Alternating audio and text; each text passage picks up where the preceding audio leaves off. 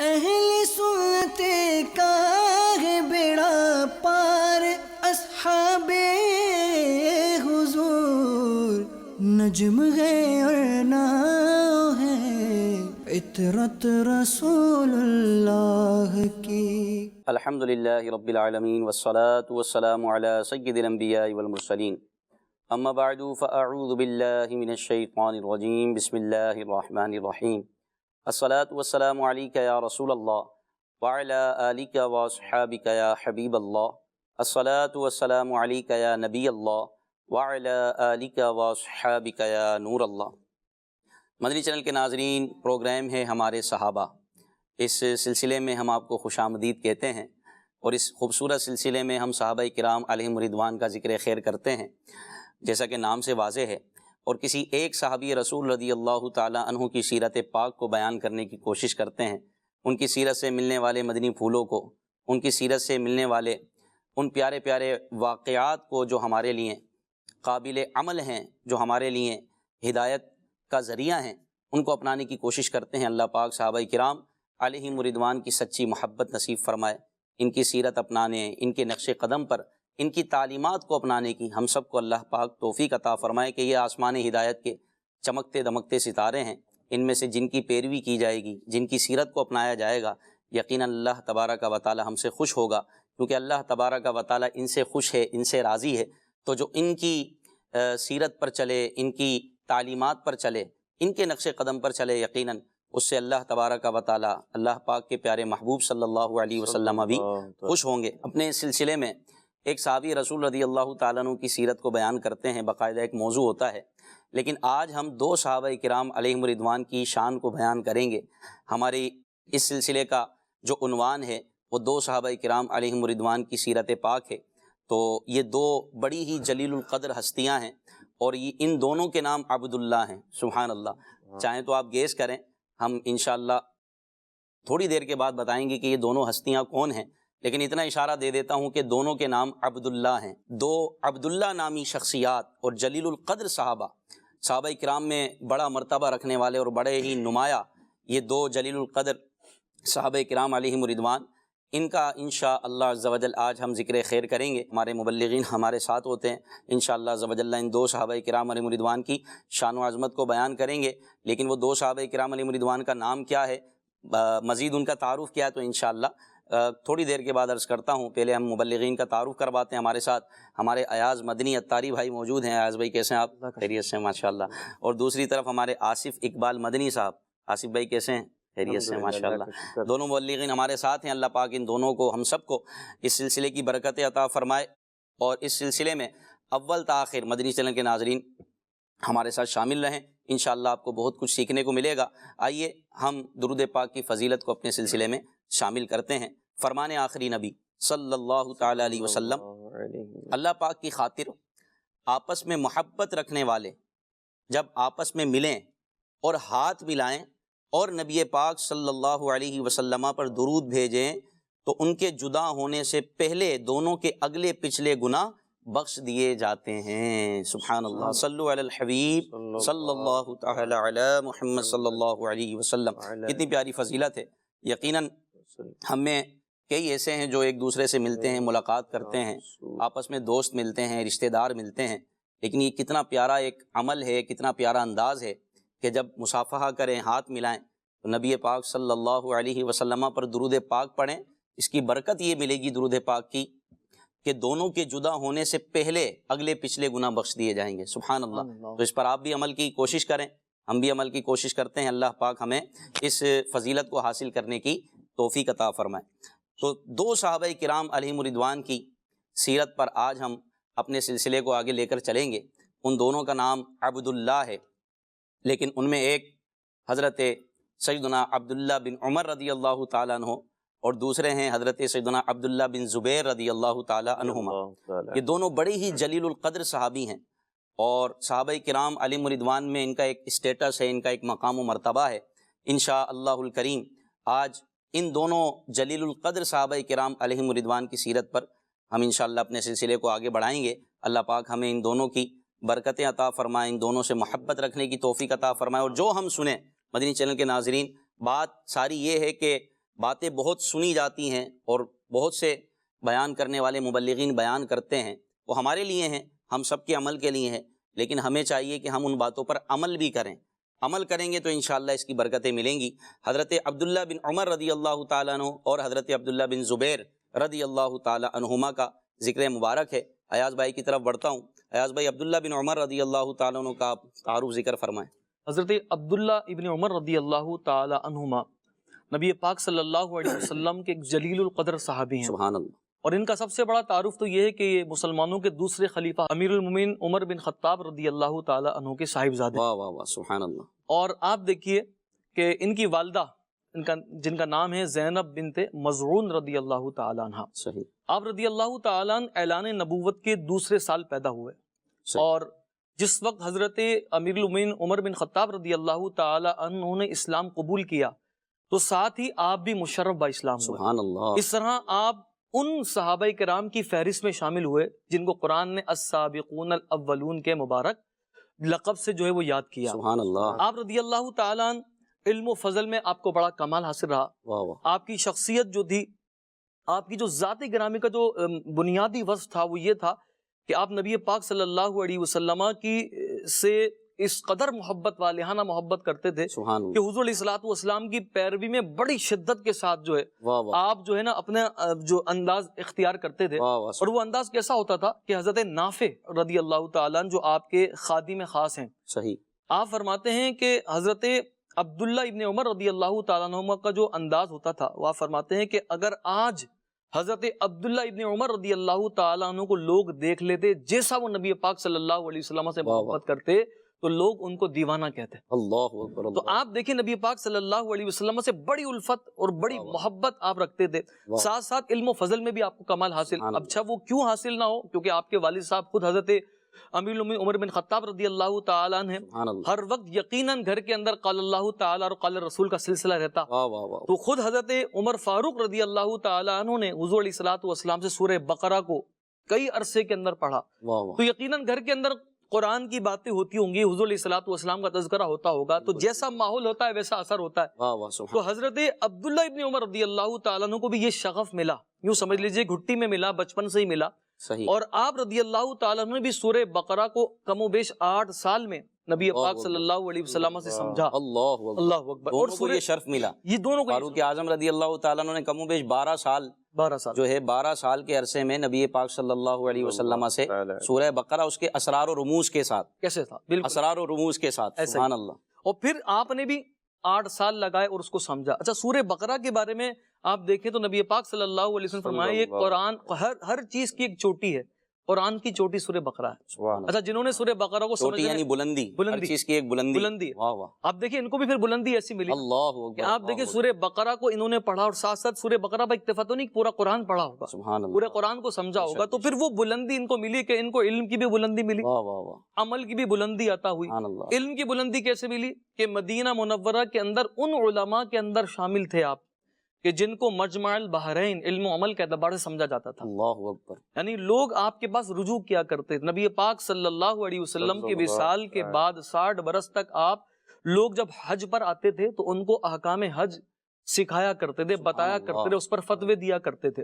اور آپ دیکھیے آپ کے علم کا اندازہ اس بات سے بھی لگائیں کہ نبی پاک صلی اللہ علیہ وسلم تشریف فرمائیں، نبی کریم رؤوف الرحیم صلی اللہ علیہ وسلم نے صحابہ کرام سے پوچھا ایک درخت کے بارے میں، شجرہ طیبہ کے بارے میں، کہ وہ کون سا درخت ہے؟ شجرہ طیبہ کے بارے میں حضور نے فرمایا کہ وہ درخت کہ جس کی مثال مرد مومن کی جیسی ہے جو ہر وقت پھل دیتا رہتا ہے۔ صحیح۔ تو حضور علیہ الصلوۃ والسلام نے یہ صحابہ کرام سے پوچھا کہ وہ درخت کون سا ہے جس کی مثال مومن مرد کی طرح دی گئی، مرد کی طرح ہے کہ جو ہر وقت پھل دیتا ہے، کبھی مرجھاتا نہیں، یعنی مومن مرد کو اس درخت سے تشبیہ دی گئی۔ تشبیہ دی گئی۔ اور آپ فرماتے ہیں حضرت عبداللہ ابن عمر بھی وہاں پر بیٹھے ہیں اس مجلس میں۔ اچھا اکابر صحابہ بھی موجود ہیں، حضرت ابو بکر صدیق رضی اللہ عنہ بھی موجود ہیں، صحیح۔ حضرت عمر رضی اللہ عنہ بھی موجود ہیں۔ تو حضرت عبداللہ ابن عمر فرماتے ہیں کہ مجھے پتا تھا وہ کھجور کا درخت ہے اللہ اکبر۔ اللہ، جو ہر وقت پھل دیتا ہے، مرجھاتا نہیں ہے، واہ، لیکن آپ نے فرمایا اس وجہ سے کہ اکابرین خاموش ہیں تو میں خاموش رہا۔ اللہ اکبر۔ آپ دیکھیں کہ یہ علم اور فضل آپ کو عطا ہوا، ساتھ ساتھ آپ کو تقوی بھی ملا، واہ واہ واہ، بزرگی بھی ملی، سبحان اللہ۔ عبادت پر مواظبت بھی ملی۔ حضرت مہران رضی اللہ تعالیٰ جو تابعی بزرگ ہیں، صحیح۔ آپ فرماتے ہیں کہ حضرت عبداللہ ابن عمر رضی اللہ تعالی عنہ سے بڑھ کر میں نے کسی کو متقی اور پرہیزگار نہیں دیکھا۔ اللہ اکبر، تو آپ علمی اعتبار سے بھی بلندی پر رہے، عملی اعتبار سے بھی بلندی پر رہے، اور یہ حضور علیہ الصلوۃ والسلام کی صحبت کا اثر تھا جو آپ کی زندگی میں۔ بے شک حضرت عبداللہ بن عمر رضی اللہ تعالی عنہ کا ابتدائی تعارف ہمارے ایاز بیان فرما رہے تھے۔ حضرت عبداللہ بن عمر رضی اللہ تعالیٰ عنہ کے متعلق تو یہاں تک آیا کہ آپ صحابہ کرام میں مشہور تھے کہ سب سے زیادہ سنتوں کے عامل تھے، سنتوں پر عمل کرنے والے، سنتوں کو اپنانے والے، اور سنتوں کو کے معاملے میں یوں سمجھیں کہ بہت زیادہ سنجیدہ، جو آپ نے متشدد کا لفظ استعمال کیا، وہ حضرت عبداللہ بن عمر رضی اللہ تعالیٰ عنہ تھے۔ سبحان اللہ، یعنی عامل سنت۔ انشاءاللہ ان کا ذکر آپ مزید کریں گے اور ہمیں بتائیں گے کہ نبی پاک صلی اللہ علیہ وسلم سے کیسی نرالی محبت تھی۔ سبحان اللہ۔ حضرت عبداللہ ابن عمر رضی اللہ تعالیٰ عنہ، حضرت عبداللہ بن زبیر رضی اللہ تعالیٰ عنہ، یہ بھی بڑی جلیل القدر ہستی ہیں اور صحابہ کرام علیہم الرضوان میں ان کا بھی ایک بڑا مقام ہے۔ تو آصف بھائی ہمیں عبداللہ بن زبیر رضی اللہ تعالیٰ عنہ کا تعارف ذکر فرمائیں۔ بسم اللہ الرحمن الرحیم۔ سب سے پہلے تو ایاز بھائی نے جو حضرت عبداللہ بن عمر رضی اللہ تعالیٰ عنہ آپ کی ذات والا صفات کا تعارف کروایا، ماشاءاللہ بہت زبردست۔ اس میں حضرت عبداللہ بن عمر رضی اللہ تعالیٰ عنہ کی شخصیت کے حوالے سے دو باتوں میں اضافہ کروں گا۔ آپ کا بھی حصہ ایک ہو تو یہ تھا کہ نبی پاک علیہ السلام نے اس درخت کے بارے میں پوچھا جو مومن سے مشابہ ہے، صحیح، تو مومن سے تشبیہ دی گئی ہے، تو کھجور کا درخت ہے۔ تو اس کے بارے میں شارحین نے لکھا کہ جس طرح کھجور کا کوئی جز ضائع نہیں ہوتا، اللہ وہ نفع ہی دیتا ہے، گٹھلی تک نفع اس کی دیتا۔ چھال ہو، اس کی گٹھلی ہو، اس کا پھل ہو، سبحان اور اس کی جڑیں ہوں، اور اس کا تنا ہو، اللہ، شیطیر کے طور پہ استعمال ہوتا ہے، تسبیح کے دانے بنتے ہیں، گٹھلی اور کئی چیزوں میں امراض میں کام آتی ہے، اس کا پھل تو اور کئی جو ہے وہ اس کا گودا ہے کھجور کا، وہ کئی جو ہے کئی لحاظ سے استعمال ہوتا ہے۔ تو یوں جس طرح وہ نفع دیتا ہے، تو شارحین فرماتے ہیں کہ مومن کا بھی کوئی وقت جو ہے وہ خالی نہیں ہونا چاہیے، وہ بھی نفع والا بن کے رہے اور اپنے وقت کو ضائع نہ کرے، اس کا دن اور رات جو ہے وہ عبادت میں، ذکر میں، فکر میں لگا رہے۔ تو حضرت عبداللہ بن عمر رضی اللہ تعالیٰ عنہ سنتوں کے حوالے سے کس قدر آپ کا عمل تھا، ایک بات ذکر کر کے میں آپ کے سوال کی طرف آتا ہوں۔ حضرت عبداللہ بن عمر رضی اللہ تعالیٰ عنہ کے بارے میں یہ تھا کہ آپ ایک جگہ کسی غار میں دوپہر کے وقت قیلولہ کرنے جاتے تھے۔ کیوں؟ اس کی وجہ پوچھی گئی تو آپ نے فرمایا کہ مجھے پتا چلا کہ نبی پاک علیہ السلام یہاں قیلولہ فرمایا کرتے تھے، تو میں اس سنت کو ادا کرنے کے لیے وہاں جا کر قیلولہ کرتا ہوں۔ تو اس طرح سے جو نا سنت کے عامل تھے، اور بعض تابعین وہ فرماتے ہیں کہ ہم نے کئی صحابہ کا زمانہ پایا، تو کہتے ہیں کہ ہم نے جو سب سے زیادہ نبی پاک علیہ السلام کی سنتوں کا اتباع کرنے والا، سنت کا عامل جو دیکھا، حضرت عبداللہ بن عمر رضی اللہ تعالیٰ۔ آپ کو عالم بالسنہ بھی کہا جاتا تھا کہ سنت کا سب سے زیادہ علم رکھنے والے صحابہ کرام میں سے۔ اور یہ صحابہ کرام خود فرماتے ہیں کہ ہم میں سے اکثر جو تھے وہ اپنی حالت میں ان کی تبدیلیاں آئیں عمل کے لحاظ سے کچھ، لیکن حضرت عبداللہ بن عمر رضی اللہ عنہ جیسے نبی پاک علیہ السلام کے زمانے میں اسی طرح وہ آج تک سنت کے عامل ہیں۔ تو آپ کے سوال کی طرف آتا ہوں۔ حضرت عبداللہ بن زبیر رضی اللہ تعالیٰ عنہ عظیم الشان ہستی، اور صحابہ کرام کے لیے ہم جلیل القدر کا لفظ استعمال کرتے ہیں، یقیناً ان کی قدر عظمت بڑی اونچی ہے۔ حضرت عبداللہ بن زبیر رضی اللہ تعالیٰ عنہ یہ بہادر صحابہ میں ان کا شمار ہوتا تھا، فصیح صحابہ میں ان کا شمار ہوتا تھا، اور مسلمانوں کے لیے بڑی خوشخبری تھے، یہ مسلمانوں کے لیے بڑی عظیم خوشخبری تھے۔ نبی پاک صلی اللہ تعالی وسلم جب ہجرت کر کے مدینہ منورہ تشریف لائے تو وہاں اہل مدینہ کے ہاں اولاد نہ ہوئی کچھ عرصے تک، تو جو دشمن تھے وہ موقع دیکھتے ہیں کہ بھئی کسی کو جو نا وہ موقع ملے تو اس کو جو ہے نا وہ فائدہ اٹھا رہے ہیں، اس کو ٹھیک ہے جی، اور کوئی نہ کوئی افواہ چھوڑ دیں، کوئی پھلجھڑی چھوڑ دیں۔ تو ان لوگوں نے، دشمنوں نے کیا اڑا دی بات کہ ہم نے جو ہے وہ مسلمانوں پر جادو کر دیا، اب ان کے یہاں اولاد نہیں ہوگی۔ تو مدینے میں جو سب سے پہلے بچہ پیدا ہوتا ہے وہ حضرت عبداللہ بن زبیر رضی اللہ تعالیٰ۔ جب یہ پیدا ہوئے تو صحابہ کرام نے اس قدر ان میں خوشی کی لہر طاری ہوئی، اس طرح خوشی کی لہر دوڑ گئی، انہوں نے اس بلندی، اس کے ساتھ اس آواز باواز بلند نعرہ تکبیر بلند کیا، پورا مدینہ اسے گونج اٹھا۔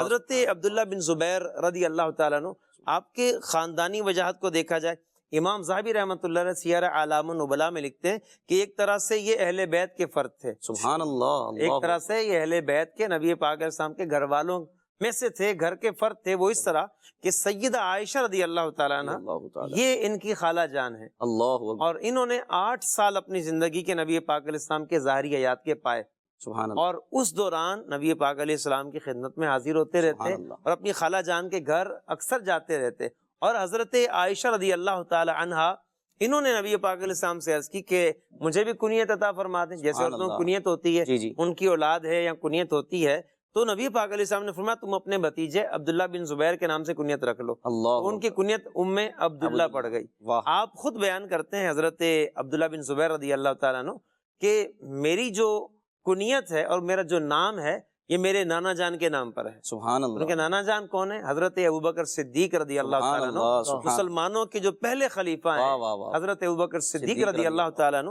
آپ غور کریں ان کی عظمتیں کیسی ہیں۔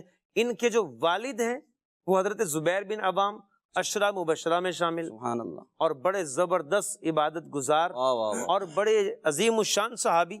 آپ کی جو امی جان ہیں حضرت اسما رضی اللہ تعالی عنہ، حضرت اسما یہ حضرت ابوبکر صدیق رضی اللہ عنہ ان کی شہزادی ہیں اچھا اور حضرت عائشہ کی بہن ہیں، اور آپ یہ بھی دیکھیں کہ ان کی جو پھوپھی جان ہے وہ حضرت خدیجہ الکبریٰ رضی اللہ تعالی عنہا ہیں۔ حضرت خدیجہ رضی اللہ تعالی عنہا یہ نبی پاک صلی اللہ تعالی علیہ وسلم کی جو زوجہ ہیں حضرت خدیجہ، یہ ان کی پھوپھی جان ہے۔ جی جی اور آپ یہ بھی دیکھیں ایاز بھائی، سبحان اللہ، بڑی پیاری بات ہے، جی جی نبی پاک علیہ السلام سے ان کی نسبتیں کیسی ہیں۔ اللہ ان کے جو والد ہیں وہ حضرت قصی بن کلاب کی نسبت سے جو حضور کا شجرہ ہے جی جی جی وہاں جا کر ان کے والد جو ہے وہ اس میں شریک ہو جاتے ہیں۔ اللہ سبحان اللہ۔ ایاز بھائی آپ غور کریں کہ نبی پاک علیہ الصلوۃ والتسلیم کے شجرے میں ان کی شمولیت ہونا، اللہ اکبر۔ اور پھر ان کی جو دادی جان ہے وہ نبی پاک علیہ السلام کی سگی پھوپھی ہیں۔ غور کریں آپ، حضرت اللہ صفیہ بنت عبد المطلب اللہ رضی اللہ تعالی عنہا۔ تو آپ یہ دیکھیں کہ کتنی نسبتیں کتنی نسبت حضرت عبداللہ بن زبیر رضی اللہ تعالیٰ عنہ کو حاصل ہیں۔ ہم ان کے ہر رشتے کے اوپر بات کریں تو اس کے لیے مدنی چینل کے ناظرین پورے ایک سلسلے کی حاجت ہے۔ آپ دیکھیں ان کے والد حضرت زبیر بن عوام رضی اللہ تعالیٰ عنہ، آپ وہ ہیں جن کو نبی پاک علیہ السلام نے زندگی ہی میں جو ہے وہ جنت کی بشارت عطا فرمائی۔ حضرت زبیر بن عوام رضی اللہ تعالیٰ عنہ انتہائی بہادر اور جلیل القدر آپ صحابی ہیں، اور آپ بہادر کیسے نہ ہوتے کہ نبی پاک علیہ السلام کی جو پھوپھی جان ہے، ان کی جو والدہ حضرت صفیہ رضی اللہ تعالیٰ عنہ، انہوں نے ان کی ایسی زبردست تربیت کی، ان کو جو ہے وہ مشقتوں میں ڈالتی تھیں۔ ورقہ بن نوفل نے ایک مرتبہ کہہ دیا کہ صفیہ جو ہیں یہ بہت زیادہ جو ہے نا ان پر مشقت ڈالتی ہیں ان پر، تو ان کو جو ہے وہ خیال کرنا چاہیے۔ تو حضرت صفیہ نے فرمایا کہ میں اپنے اس بیٹے کو بہادر بنانا چاہتی ہوں، اللہ اس کو مشقتوں میں ڈال کر میں بہادر بنانا چاہتی ہوں۔ تو حضرت زبیر بن عوام رضی اللہ تعالیٰ جو آپ کے والد ہیں وہ کتنے زبردست صحابی، اور پھر آپ کی جو امی جان ہے حضرت اسما بنت ابی بکر صدیق صحیح رضی اللہ تعالی عنہا، آپ کی بھی بڑی عظمتیں ہیں۔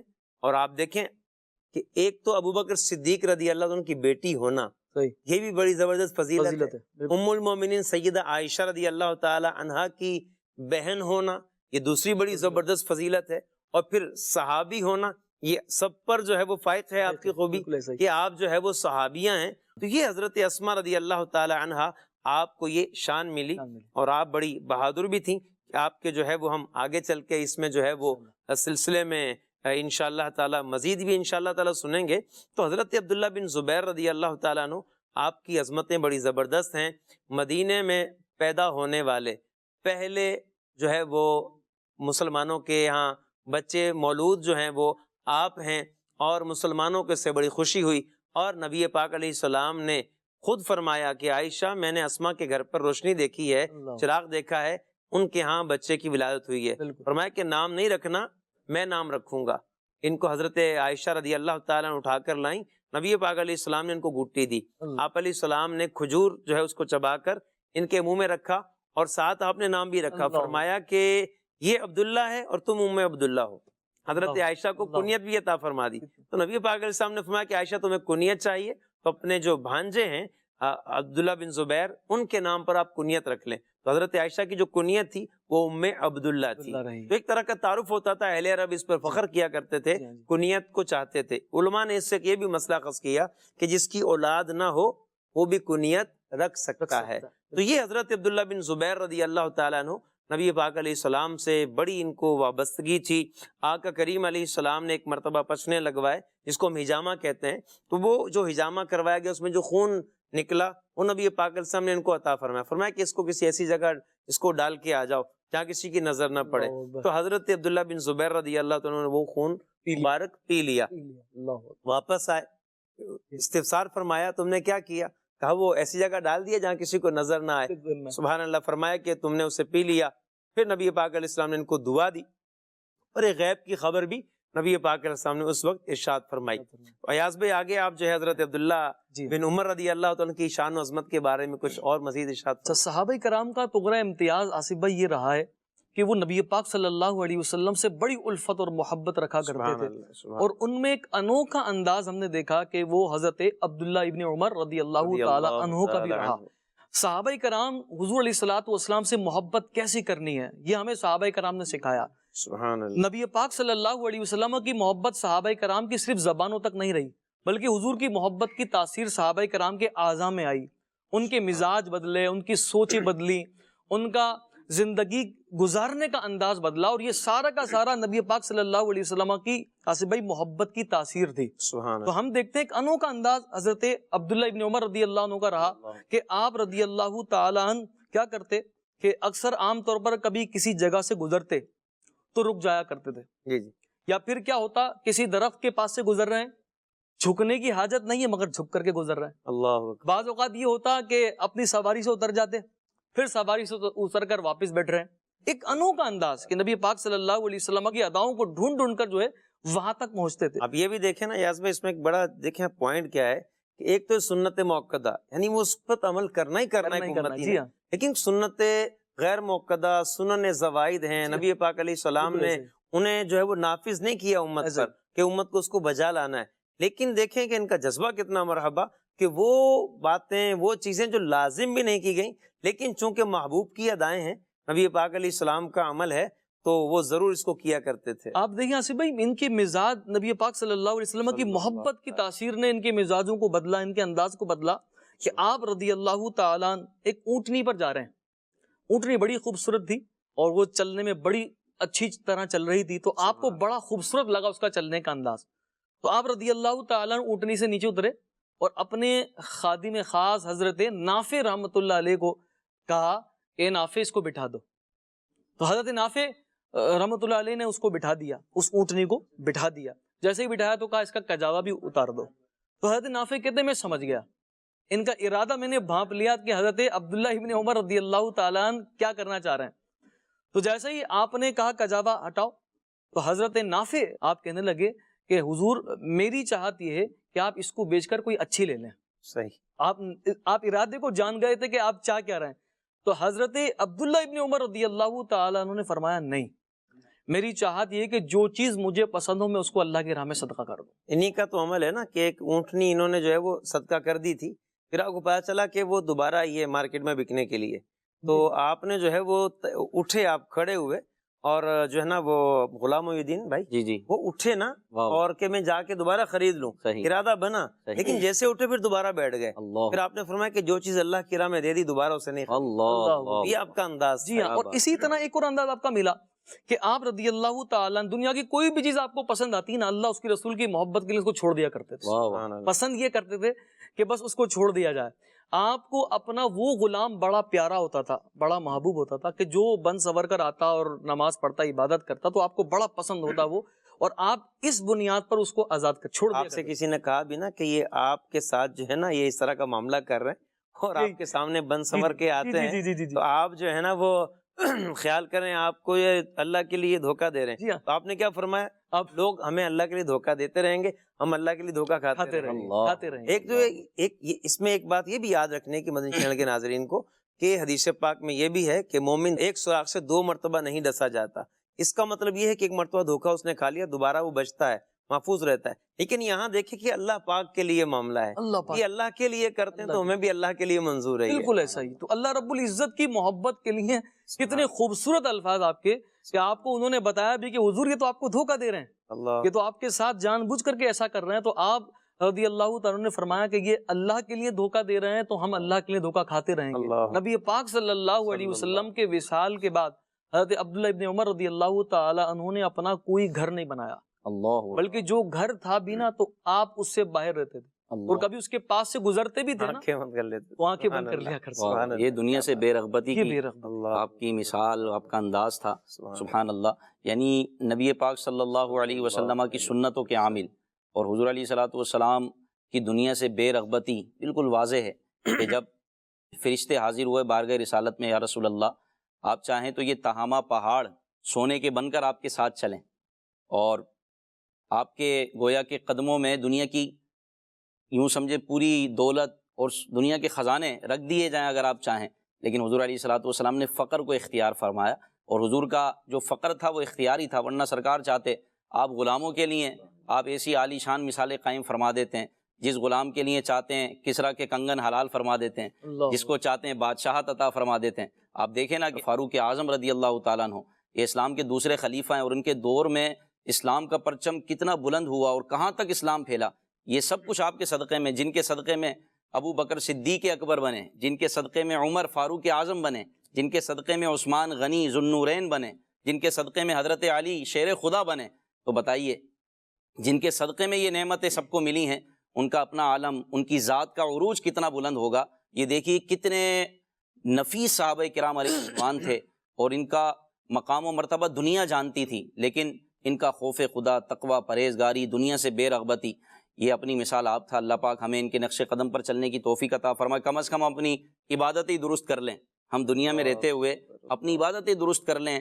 ہم دکھاوے سے بچ جائیں، ریاکاری سے بچ جائیں، دھوکے سے بچ جائیں، تکبر سے بچ جائیں، اس طرح کی باطنی بیماریوں سے، مہلکات سے بچ جائیں، اور ان کی سیرت پر عمل کرتے ہوئے اپنی زندگی گزاریں.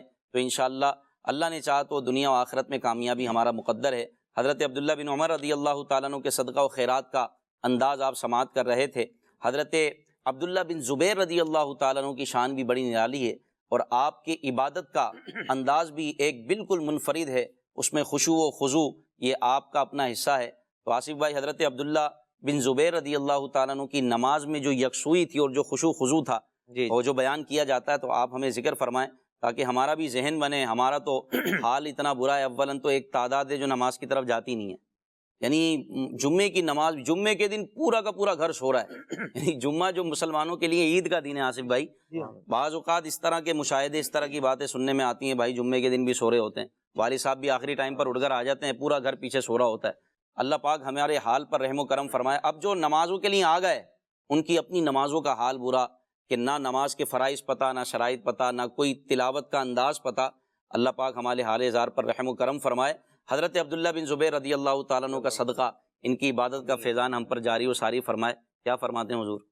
سب سے پہلے تو یہ ہے کہ خشوع کس کو کہتے ہیں، اچھا، یہ پتہ ہو، یہ بھی پتہ ہونا چاہیے. تبھی جو ہے وہ پتہ چلے گا کہ حضرت عبداللہ بن زبیر رضی اللہ عنہ اس کے ساتھ نماز ادا کرتے تھے، اس کے ساتھ ان کی بات ہوتی تھی. خشوع ہو سکتا ہے کوئی سمجھ رہا ہو؟ خشوع ہے کیا؟ خوش ہو کر نماز پڑھنا؟ نہیں، یہ خوش ہو کر نہیں ہے، یہ اچھا، خے شین واو عین، عین ہے آخر میں. ٹھیک ہے، اچھا اچھا، یہ خشوع ہے. صحیح. اور اگر ہم عربی کے اعتبار سے تو پھر جو ہے نا وہ خا شین واو عین کہیں گے ہم. اچھا، تو آپ یہ دیکھیں کہ خشوع کہتے کس کو ہیں. صحیح. امام فخر الدین رازی رحمۃ اللہ علیہ تفسیر کبیر میں، اور دیگر صاحب مدارک نے بھی اس کو لکھا، علامہ ساوی رحمۃ اللہ علیہ نے بھی اس کو نقل فرمایا ہے. نماز میں اللہ پاک کی عظمت کے پیش نظر دنیا سے توجہ ہٹی ہوئی ہو، اللہ، نماز میں دل لگا ہوا ہو، واہ واہ، سکون سے کھڑا رہے، اللہ، ادھر ادھر نہ دیکھے، اپنے جسم اور کپڑوں کے ساتھ نہ کھیلے، اور کوئی عبث و بیکار کام نہ کرے، واہ واہ واہ، اس کو خشوع کہتے ہیں. سبحان اللہ، سبحان اللہ، سبحان یعنی جسم کے ساتھ بھی، اس کا جسم بھی کیفیت ہو کہ جھکاؤ ہے جسم میں، جی جی، ایک دم اکڑ کے نہ کھڑا ہو، جھکاؤ، بہت زیادہ نہیں جھکنا، صحیح صحیح، ایک طرح کا جھکاؤ ہو. اور دوسرا اس کا دل بھی جھکا ہوا ہو، واہ، رب العالمین کی طرف اس کا دل مائل ہو، واہ، توجہ اس کی یوں ہو.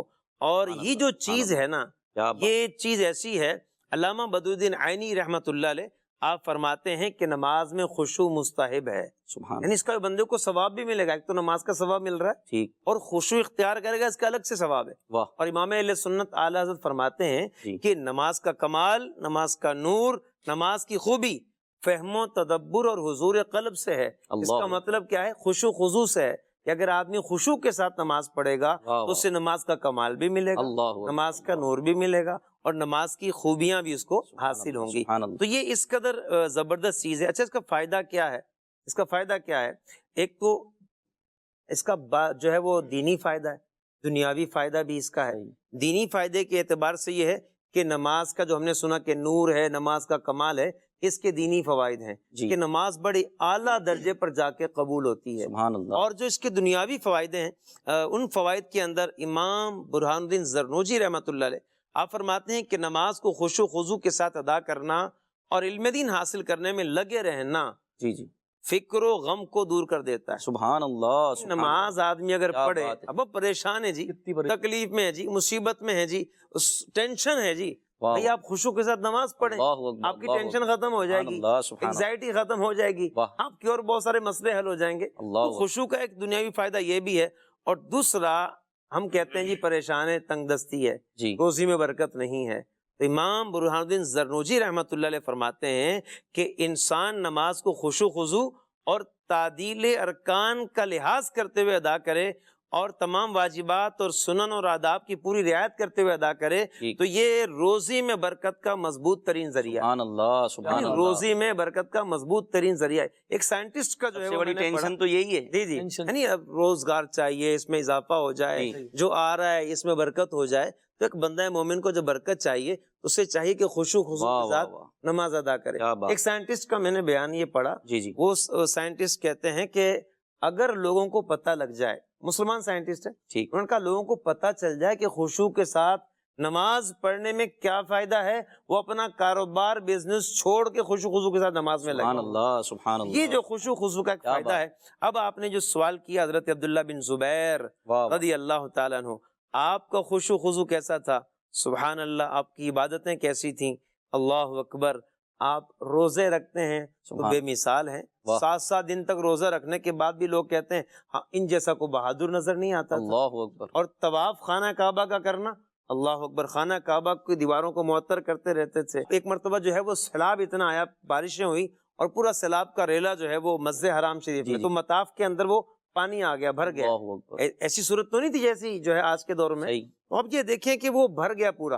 حضرت عبداللہ بن زبیر رضی اللہ عنہ طواف کر رہے تھے، آپ نے طواف نہ چھوڑا بلکہ تیرتے ہوئے طواف مکمل اللہ کیا آپ نے۔ اکبر، اللہ تو یہ آپ کی عبادت سے ایک طرح کا لگاؤ، واہ واہ، اور آپ جو نماز پڑھا کرتے تھے، سبحان اللہ، حضرت عبداللہ بن زبیر رضی اللہ تعالیٰ عنہ، آپ کے بارے میں آتا ہے کہ ایک مرتبہ آپ نماز پڑھ رہے تھے، اور جب نماز آپ پڑھ رہے تھے تو آپ کے پاس آپ کا چھوٹا بیٹا جو ہے ننھا شہزادہ، وہ صحیح، بھی سو رہا تھا، آرام کر رہا تھا، اتنے میں چھت سے جو ہے کوئی سانپ گرا، اللہ لوگوں نے شور مچایا کہ سانپ سانپ سانپ، پھر انہوں نے مار بھی دیا اس کو، لیکن آپ جس طرح نماز پڑھ رہے تھے اس میں قائم رہے، اللہ اکبر، اور آپ کا دھیان ہی نہیں گیا کہ کچھ ایسا مسئلہ ہوا ہے۔ صحیح، یعنی اس قدر نماز میں فوکس کرنا اور اللہ رب العالمین کی طرف واہ، متوجہ ہونا۔ اچھا، یہ تو ایک سانپ کا مسئلہ ہے نا، جب آپ حرم میں نماز پڑھ رہے تھے اور دیکھنے والے نے بیان کیا کہ فوج جو ہے وہ آج کے دور کے اعتبار سے کہا جو بمباری کر رہی ہے، صحیح، اس دور کے اعتبار سے پتھر پھینکے جا رہے تھے صحیح، منجنیق سے، جو ایک طرح کی توپ تھی، صحیح، یعنی کہ پتھر پھینکنے کے کام آتی تھی، ٹھیک، اس آلے سے پتھر پھینکے جا رہے تھے۔ تو راوی کہتے ہیں کہ میں نے دیکھا ایک بڑا سا پتھر آپ کی داڑھی اور سینے کے جو حصہ ہے اس کے پاس سے گزرا، اللہ، بہت بڑا پتھر۔ اب اللہ، بتائیں کسی ہمارے سامنے کوئی چھوٹا سا پتھر آ جائے تو ہم تو اس میں پریشان ہو جائیں، اللہ، اتنا بڑا بھاری پتھر آپ کے سامنے سے گزرتا ہے، اللہ، نہ تو آپ کی آنکھوں میں خوف نظر آیا اللہ، اور نہ ہی رکوع سجدے کی کیفیت میں فرق نظر آیا، اللہ، کہ جیسے پہلے سجدہ کر رہے تھے اسی طرح سجدہ کر رہے تھے، اللہ، اور جس طرح پہلے آپ رکوع کر رہے تھے اسی طرح سے آپ رکوع فرما رہے تھے۔ تو یوں خشوع خضوع جو ہے آپ بڑے زبردست انداز پر نماز آپ پڑھا کرتے تھے، اور آپ کے بارے میں یہ بھی کسی نے کہا ایسا لگتا تھا جیسے کوئی جو ہے نا لکڑی گاڑ دی ہے کسی نے، اس طرح سے قیام کی حالت میں آپ کھڑے ہوتے، اور لوگ کہا کرتے خشوع ایسا ہوتا ہے، واہ واہ واہ، دیکھ کر کہا کرتے سبحان اللہ، کہ خشوع ایسا ہوتا ہے کہ نماز پڑھنی ہے توجہ کے ساتھ، تو توجہ اگر قائم رکھنی ہے تم نے تو دیکھو حضرت عبداللہ بن زبیر رضی اللہ تعالیٰ سبحان عنہ اللہ، کس طرح سے نماز پڑھتے کیا شان ہے حضرت عبداللہ بن زبیر رضی اللہ تعالیٰ عنہ کی، مدنی چینل کے ناظرین. سبحان اللہ. خشوع جس کو اور آسان کر دیں، کامل توجہ، کامل توجہ کے ساتھ دنیاوی تفکرات خیالات سے اپنے آپ کو دور کر کے اللہ پاک کی بارگاہ میں حاضر ہونا. لیکن ہم سبحان تو اللہ. کیا کرتے ہیں جی، ہم یہ تو بڑی سعادت کی بات ہے. سارے حساب کتاب ہی اسی میں کرنا ہے، شیڈول ہم نے نماز میں بنانا ہے، جی جی، اپنا جو ہے وہ کام کا جو ہے طریقہ کار نماز میں سوچ رہے وہ ہوتے ہیں. چیزیں ہمیں نماز کے باہر یاد نہیں آتی، وہ نماز میں یاد آ اب ہونا تو یہ چاہیے نا، پہلے سے تیاری کرے آدمی، تیاری کرے، فوکس کرے، دھیان لگائے. جی جی اتنی زبردست ایک بات ہے. صحیح. ایک صحافی کا میں نے ایک بیان پڑھا جی جی کہ وہ کہتے ہیں کہ میں اپنے نیو مسلم ایک دوست سے ملنے کے لیے صحیح. باہر گیا، یو کے گیا. ٹھیک. تو کہتے ہیں کہ میری مجھ سے ملاقات ہوئی اور نماز کا ٹائم ہو گیا، صحیح. تو ہم دونوں عصر کی نماز پڑھنے کے لیے گئے. تو میں نماز پڑھ کے جلدی آ گیا اور وہ جو ساتھ تھے نئے نئے وہ دیر سے آئے. میں نے اس سے کہا کہ بھائی 4 رکعت ہوتی ہیں، اتنی جلدی پڑھ کے جو ہے نا وہ میں تو آ گیا، آپ نے اتنا ٹائم کیوں لگا دیا؟ صحیح. اس نیو مسلم نے جو جواب دیا نا، بڑا زبردست، سیکھنے والا ہے، اس کے اندر جی جی چیزیں ہیں ہمارے لیے. اس نے کہا کہ بھئی آپ لوگ تو جدی پشتی مسلمان ہیں نا، ہوں. جیسے آپ کھڑے ہوتے ہوں گے آپ کا رابطہ ہو جاتا ہوگا، لیکن مجھے رابطہ کرنے میں، فوکس کرنے میں تھوڑا ٹائم لگتا ہے. اللہ میں نیا مسلمان ہوں. اللہ اکبر. یعنی کس قدر وہ فوکس کر کے وہ واہ نیو واہ. مسلم جو ہے نماز پڑھ رہے تھے. سبحان اللہ. تو آپ غور کریں کہ اس طرح سے جو ہے وہ بھاگم بھاگ گئے اور نماز پڑھی، فوراً بھاگ گئے. اللہ اکبر. اور ہمیں ایسا ہو رہا ہوتا ہے کہ بس نماز پڑھیں فوراً بھاگیں. تو یہ چیزیں جو ہے وہ کام نہیں آتی. اللہ. نماز پڑھیں، حساب کتاب نہ کریں نماز میں، پہلے سے ذہن بنائیں، ہر چیز سے فارغ کریں دل کو. آپ جو ہے نا موبائل کا جو ہے نا وہ شاہ کر تراب دیں. القادری رحمۃ اللہ علیہ فرمایا کرتے تھے، اس کا ٹیٹوا دبا دیں. مطلب اس کو جو ہے نا سوئچ آف کر دیں اور بالکل اس سے دنیا سے الگ ہو جائیں. صحیح. اور یوں جو ہے وہ نماز میں فوکس کر کے نماز پڑھیں. بالکل کنیکشن دنیا سے منقطع کر کے بارگاہ الہی میں حاضر ہو جائیں. اور نماز کو یکسوئی چاہیے تو واقعی یہ کرنا پڑے گا، پہلے سے اہتمام ہو. اور اللہ تبارک و تعالیٰ کی بارگاہ میں ہم جا رہے ہیں، بندہ تھوڑا سا سوچے، غور کرے کہ میں کس بڑی بارگاہ میں جا رہا ہوں جو بادشاہوں کا بادشاہ ہے. پھر بندہ جب یہ چیزیں سوچتا ہے، غور کرتا ہے، اور پھر نماز میں جو پڑھ رہا ہے اس پر غور کرتا ہے، تو پھر کافی حد تک توجہ جو ہے وہ اس کی بن جاتی ہے اور دنیاوی خیالات اس کے ختم ہو جاتے ہیں. نماز میں توجہ پانے کا طریقہ کیا ہے، یہ ہم ایاز بھائی سے انشاءاللہ پوچھیں گے کہ ہمیں کچھ ایسا فارمولہ بتائیں کہ ہم نماز میں متوجہ رہیں. ایاز بھائی جی نماز میں متوجہ رہیں اور ہماری جو فکریں ہیں، ہمارے جو خیالات ہیں وہ بٹیں نہ، بس ہم نماز میں تو نماز میں رہیں. اور میرے محترم اسلامی بھائیوں، مدنی چینل کے ناظرین، اصل برکتیں اسی نماز کی ہیں جس میں توجہ ہو. کامل توجہ کے ساتھ جو نماز پڑھی جائے گی، آپ اس کی برکتیں، اور میں کہتا ہوں خوش نصیب ہے اس دور میں وہ شخص کہ جس کو صحیح نماز پڑھنا آتی ہے اور صحیح توجہ کے ساتھ وہ اللہ پاک کی بارگاہ میں حاضر ہوتا ہے. بلکہ ہمیں تو یہ حکم ہے کہ اللہ تبارک و تعالیٰ کی عبادت اس طرح کرو کہ تم اس کو گویا دیکھ رہے ہو. اگر یہ مرتبہ نہیں ہے، اور ہر کسی کا نہیں ہو سکتا، اگر یہ مرتبہ نہیں ہے تو یہ یقین کر لو کہ وہ رب تمہیں دیکھ رہا ہے. جب اس یقین کے ساتھ ہم اللہ پاک کی بارگاہ میں حاضر ہوں گے تو انشاءاللہ توجہ بھی رہے گی، دنیاوی خیالات بھی ختم ہوں گے. اور اپنے آپ کو لگا کے رکھیں نماز میں یکسوئی کے ساتھ. اولاً تو نماز پڑھنے کی عادت بنائیں، اور جب نماز پڑھیں تو بڑے ٹھہراؤ کے ساتھ، جیسا آصف بھائی نے فرمایا تعدیل ارکان کے ساتھ، ٹھہر ٹھہر کر، جلدی جلدی نہیں کرنی، ٹھہر ٹھہر کر آپ نماز پڑھیں، آپ کو مزہ آئے گا. یعنی خشوع جو بڑی ڈیٹیل کے ساتھ آصف بھائی نے ہمیں سمجھایا، یعنی آپ کے اعضاء سے بھی یہ عجز کا اظہار ہو رہا ہو کہ یہ پتہ چل رہا ہو کہ ایک غلام اپنے آقا کی بارگاہ میں، ایک غلام اپنے آقا کی بارگاہ میں حاضر ہے، تو اس کی توجہ کہیں ادھر ادھر نہیں جائے گی.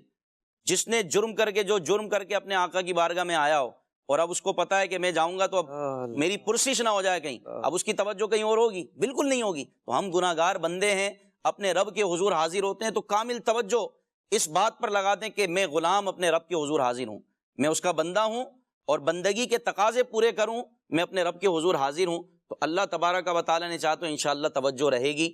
اور ایاز بھائی سے بھی پوچھتے ہیں کہ ہمیں بھی کچھ بتائیں اس طرح کہ ہماری توجہ رہے نماز میں یکسوئی. حضرت عبداللہ بن زبیر آپ دیکھیں، قربان صحابہ کرام علیہم رضوان پر جن کی شانیں اتنی بلند ہیں، ان کی نمازیں دیکھیں تو اعلیٰ، ان کا عدل و انصاف دیکھیں تو اعلیٰ اور سب سے نرالا، ان کی نبی پاک صلی اللہ علیہ وسلم سے محبت دیکھیں تو سب سے اعلیٰ، سب سے نرالی. اللہ اکبر. اللہ پاک ہمیں ان کا فیضان نصیب فرمائے. تو حضور بتائیں نماز میں یکسوئی، خشوع، خضوع، توجہ، کوئی فارمولہ دیں. سب سے پہلے نمازی یہ دیکھے کہ میں جا کس کی بارگاہ میں رہا ہوں. صحیح. بنیادی چیز یہ ہے کہ رب کی بارگاہ میں کھڑے ہونے جا رہا ہوں جو میرے دلوں کے حال سے واقف ہے. اللہ اللہ مطلب ایسا کیسے ہو سکتا ہے کہ میرا سر تو اللہ کے آگے ہو لیکن اس میں جو دماغ ہے وہ کہیں اور ہو. اللہ اکبر اللہ اکبر. اب جب آپ توجہ کریں گے اس بات کی طرف کہ آپ اس رب کی بارگاہ میں جا رہے ہیں کہ جس سے میرا کوئی عمل پوشیدہ نہیں ہے. تو پھر تیاری بھی ایسی ہونی چاہیے، تیاری بھی ایسی ہونی یعنی وضو بھی اچھا ہو، کپڑے بھی سبحان ستھرے اللہ. ہوں، خوشبو بھی ہو، واہ واہ. یعنی اس تیاری پوری ہو. واقعی. ایسا ہی ہے. جا کس کی بارگاہ آپ میں، دیکھیے کہ سبحان جب رب کی بارگاہ میں کھڑے ہونے کا آپ تصور جما لیں گے نا سبحان تو پھر آپ کی توجہ ادھر ادھر نہیں جائے گی. بے شک. جب آپ کسی کام سے کسی کے پاس جا رہے ہوتے ہیں تو آپ کی توجہ ادھر ادھر نہیں ہوتی کیونکہ آپ کے سامنے کی طرف توجہ ہوتی ہے، اس شخص کی طرف ہوتی ہے. صحیح. ہم دیکھیں کہ ہم رب کی بارگاہ میں جا رہے ہیں کہ جس سے ہمارے دل کی حالت چھپی ہوئی نہیں ہے، وہ ہر چیز کو، ہر شے کو جانتا ہے، ظاہر ہو پوشیدہ ہو، ہر عمل سے واقف. تو فقط بندہ اتنا دیکھ لے اور جب یہ تصور قائم ہو جائے تو انسان ظاہر میں ہو پوشیدہ میں ہو، اس کی کیفیت یہ ہوتی ہے کہ وہ نماز میں بھی اللہ کی بارگاہ میں خود کو تصور کرتا ہے، دکان پر بھی اللہ کی بارگاہ میں خود کو تصور کرتا ہے، کیا بات ہے. ہر جگہ وہ اپنے آپ کو اللہ کی بارگاہ میں تصور کرتا ہے، واہ کبھی اس کی توجہ بٹتی نہیں. اور پھر اس میں یہ بھی ہے نا کہ آپ نماز میں جو پڑھ رہے ہیں وہ آپ کو پتا ہو کہ بھائی میں اپنے رب کے حضور کیا پیش کر رہا ہوں. یعنی سورہ فاتحہ کا ترجمہ آپ کو آتا ہو، جو صورتیں آپ پڑھ رہے ہیں اگر بندے کا ذہن اس پر رہے گا نا، التحیات آپ پڑھ رہے ہیں، دعائے قنوت آپ پڑھ رہے ہیں، سورہ فاتحہ پڑھ رہے ہیں، یا جو امام صاحب تلاوت کر رہے ہیں وہ سن رہے ہیں، اگر اتنا سمجھ آتی ہو، کم از کم سورہ فاتحہ بندہ سمجھے، اس کا ترجمہ سمجھے، درود ابراہیمی آپ پڑھتے ہیں وہ سمجھیں، اس کا ترجمہ وغیرہ خلاصہ تھوڑا بہت آتا ہوگا نا، اس پر بندہ ذہن لگا کے رکھے تو اسے بھی کافی حد تک. تکبیرات پہ بھی غور کرے. اللہ اکبر کہہ رہا ہوں، اللہ اکبر. سمیع اللہ لمن حمیدہ واہ کہہ واہ رہا واہ. ہوں، سبحان میں سبحان ربی العظیم پڑھ رہا ہوں، واہ واہ. سبحان ربی الاعلیٰ کہہ رہا ہوں. اس کا مطلب کیا ہے؟ عظمت والا ہے میرا رب، سبحان اللہ. ٹھیک ہے، سبحان اللہ. سب سے بلند ہے میرا رب. واہ. تو اس پہ غور کرے، میرا رب سب سے بڑا ہے، اللہ سب سے بڑا ہے، میرے رب نے میری حمد سن لی ہے، سمیع اللہ میری لمن رب نے میری بات سن لی ہے. واہ واہ. تو اس انداز سے جب پڑھے گا تو انشاءاللہ چیزوں پہ غور کرے گا تو انشاءاللہ اس کو خشوع حاصل ہوگا. بے شک. اور سب سے بڑھ کر اگر ہم ایک جملے میں کہیں کہ نماز کو سنت کے مطابق ادا کر لے، اللہ نبی اللہ. پاک علیہ السلام کے طریقے کے مطابق ادا کر لے تو اس کو خشوع خضوع حاصل ہو جائے. سبحان اللہ. اور پھر اپنے دل کو بھی مسجد میں لگائیں، نمازوں میں لگائیں. اور ایک روایت میں اس طرح اس کا مضمون ہے کہ جو بندہ نماز سے فارغ ہو کر اپنی جگہ پر بیٹھا رہتا ہے تو جب تک بیٹھا رہتا ہے فرشتے اس کے لیے دعائے مغفرت کرتے رہتے ہیں. کتنی بڑی فضیلت ہے. حضرت عبداللہ بن زبیر رضی اللہ تعالیٰ عنہ کی سیرت، حضرت عبداللہ بن عمر رضی اللہ تعالیٰ عنہ کی سیرت پاک بیان ہو رہی ہے. حضرت عبداللہ بن زبیر کا ایک اور بڑا پیارا پہلو ہے کہ جہاں آپ عبادت میں اعلیٰ تھے، عبادت کرنے والے تھے، آپ کی یکسوئی، خشوع خضوع لاجواب، کمال ہی کمال. آپ کے بہت سارے غلام تھے جی، اور کمال دیکھیں کہ ان کی زبانیں مختلف تھیں، یعنی وہ کوئی اور زبان بولتا ہے، کوئی دوسری زبان بولتا ہے. حضرت عبداللہ بن زبیر رضی اللہ تعالیٰ عنہ 100 غلام، سب کی زبانیں مختلف. حضور پھر کیا ہوتا ہے؟ ہاں جی، آپ کے جو ہے نا وہ غلاموں کے بارے میں لکھا ہے کہ آپ کے پاس 100 غلام تھے، سبحان اور آپ جو ہے یہ حضرت عمر بن قیس رحمۃ اللہ علیہ وہ اس بات کو بیان کرتے ہیں، اور امام حاکم نے اس کو مستدرک میں روایت کیا ہے واہ واہ. کہ حضرت عبداللہ بن زبیر رضی اللہ عنہ کے 100 غلام تھے، ہر غلام مختلف زبان میں بات کرتا تھا، اور آپ بھی ہر غلام سے اسی کی زبان میں گفتگو فرماتے. اللہ اکبر اللہ اکبر. 100 زبانیں. اب اس میں یہ بھی ہو سکتا ہے عربی جو بولی جاتی ہے، قبائل میں ان کے لہجے مختلف ہیں، ان کے انداز مختلف ہیں، دوسرے علاقوں کے لوگ ہیں، صحیح. پھر جو ہے وہ افریقہ سے کوئی تعلق رکھتا ہے، کوئی شام سے، کوئی یمن سے، اور کوئی عراق سے، یا کوئی جو ہے وہ کہیں دور سے ایران صحیح. سے. تو مختلف زبانوں والے غلام آپ کے پاس جمع ہو گئے. تو آپ کی یعنی کہ فصاحت اور بلاغت دیکھیں، سبحان اللہ. آپ کا زبانوں پر کمانڈ دیکھیں، اور آپ کی جو ہے وہ قابو دیکھیں واہ واہ. کہ اتنی زبانوں کے اندر بات کرنا واہ. یہ واقعی ایک جو ہے نا محیر العقول بات ہے، واہ. اور یہ اللہ تعالیٰ کی خاص ایک عطا ہے. واہ اور واہ. آپ یہ دیکھیں کہ آدم علیہ السلام، آپ کو اللہ تعالیٰ نے علم آدم الاسماء کلھا، کہ آدم علیہ السلام کو اللہ تعالیٰ نے چیزوں کے، تمام چیزوں کے نام سکھا دیے. اب اس کی تفاسیر میں یہاں تک لکھا ہے کہ جس شے کا جس زبان میں جو نام تھا جی وہ ہر زبان میں آپ کو نام سکھا دیا. جیسے دروازہ ہے، اب دروازہ اردو میں کہتے ہیں، سندھی میں در کہتے ہیں، اور پنجابی میں بوا کہتے ہیں، اور انگریزی میں جو نا گیٹ، جو اس کو ڈور کہتے ہیں، عربی میں بابن کہتے ہیں. باب کہتے ہیں عربی میں. تو اب یہ دیکھیں کہ اتنے اس کے ہر زبان میں الگ الگ نام ہیں. مفسرین فرماتے ہیں کہ ایک چیز کے جتنے نام ہیں وہ بھی آپ کو سکھا دیے گئے. اور دروازہ، مثال میں نے دروازے جی. کے لیے، تو دروازہ کس کام کے لیے ہوتا ہے؟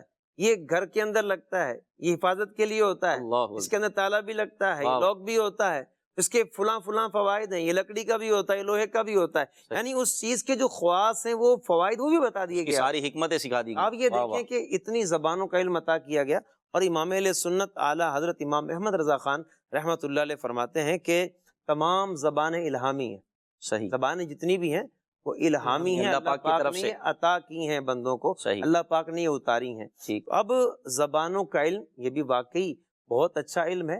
اعلیٰ حضرت امام اہل سنت سے ایک جگہ یہ بھی سوال ہوا کہ ایک شخص ہے جو انگریزی سیکھتا اور پڑھاتا ہے، آپ نے فرمایا اگر وہ اسلام کی تبلیغ کرتا ہے، کالج میں اس لیے پڑھاتا ہے، یونیورسٹی میں اس لیے پڑھاتا ہے کہ صحیح لوگوں کو اسلام کی طرف مائل کرے گا، اسلامیات پڑھاتا ہے، دینیات پڑھاتا ہے، فلسفے کا رد کرتا ہے، اور وہ انگریزی اس لیے سیکھتا ہے، فرمایا اس کے لیے سیکھنا بھی ثواب کا کام ہے۔ سبحان اللہ اب یہ دیکھیں مختلف زبانوں کا سیکھنا، یہ ایک تو اللہ کی عطا بھی ہے، صحیح اور دوسرا بندہ کوشش سے بھی سیکھ لیتا ہے۔ صحیح نبی پاک علیہ السلام پر اللہ پاک کی کیسی عطا تھی، واہ واہ وہ واہ جانتے ہیں بولیاں سب کی، واہ واہ ٹھیک ہے؟ واہ۔ یعنی جس کی بھی جو بولی ہے وہ نبی پاک علیہ السلام جانتے ہیں۔